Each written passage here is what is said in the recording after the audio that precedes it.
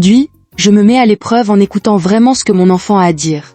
Puis-je l'entendre sans distraction? En tant que parent, t'es-tu déjà retrouvé pris dans le train-train quotidien, pour te rendre compte que tu avais à peine entendu un mot de ce que ton enfant avait dit de toute la journée? Je veux dire, pense-y. Nous sommes toujours en mouvement, jonglant avec le travail, les tâches ménagères et 1 million d'autres choses. Il est facile de se laisser emporter par notre propre monde et d'oublier de se connecter à ce qui compte vraiment. Mais voici le truc. Nos enfants communiquent constamment avec nous. Et je ne parle pas seulement de leurs mots. Ils nous envoient des messages à travers leurs actions, leurs émotions et leur énergie. Et si nous ne sommes pas à l'écoute, nous pouvons manquer des choses vraiment importantes. L'une des plus grandes barrières à l'écoute efficace est la distraction. Pense-y. À quelle fréquence nous retrouvons-nous à faire défiler nos téléphones, à regarder la télévision, ou même simplement à rêvasser pendant que notre enfant essaie de nous parler? C'est comme si nous étions physiquement présents, mais que nos esprits étaient à des kilomètres. Les modes de vie occupés sont un autre obstacle majeur. Je veux dire, avouons-le. La parentalité est épuisante.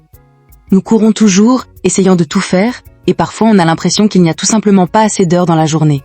Mais au milieu de tout ce chaos, il est facile d'oublier de ralentir et d'écouter vraiment nos enfants. Et puis il y a les suppositions. Nous pensons savoir ce dont nos enfants ont besoin, ce qu'ils vont dire, ou ce avec quoi ils luttent. Mais la vérité est que nous ne savons pas toujours.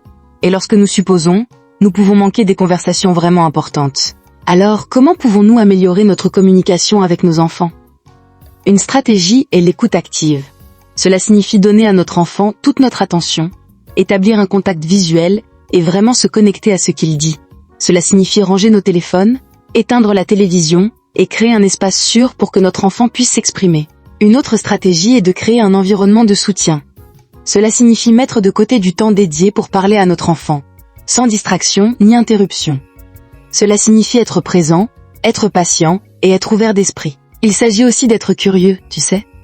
Poser des questions à nos enfants, chercher à comprendre leurs perspectives et être prêt à apprendre d'eux. Lorsque nous faisons cela, nous montrons à nos enfants que nous valorisons leurs pensées et leurs sentiments, et que nous nous engageons à les comprendre. J'ai entendu une histoire qui m'a vraiment marquée. Une maman qui a pris le temps d'écouter vraiment son enfant, qui luttait contre l'anxiété. En écoutant, elle a pu comprendre ce qui se passait et aider son enfant à traverser cela. C'était un puissant rappel de l'impact que nous pouvons avoir lorsque nous écoutons vraiment. Les statistiques sont également stupéfiantes. Les enfants qui se sentent entendus et compris sont plus susceptibles de développer une saine estime de soi, de meilleures relations avec leurs parents, et même de mieux réussir à l'école. C'est une vérité simple mais puissante. Lorsque nous écoutons nos enfants, nous leur montrons que nous nous soucions d'eux. Nous leur montrons que nous sommes investis dans leur vie et que nous valorisons leurs pensées et leurs sentiments. Alors que pouvons-nous retenir de tout cela? Je pense que l'essentiel est que l'écoute de nos enfants est cruciale. Ce n'est pas toujours facile, mais ça en vaut la peine. Lorsque nous faisons l'effort d'entendre vraiment nos enfants, nous pouvons construire des relations plus solides et créer un environnement plus positif et de soutien. Si tu es comme moi et que tu essaies d'être un meilleur auditeur, j'aimerais avoir de tes nouvelles. Partage tes expériences dans les commentaires ci-dessous. Comment t'assures-tu d'écouter vraiment ton enfant?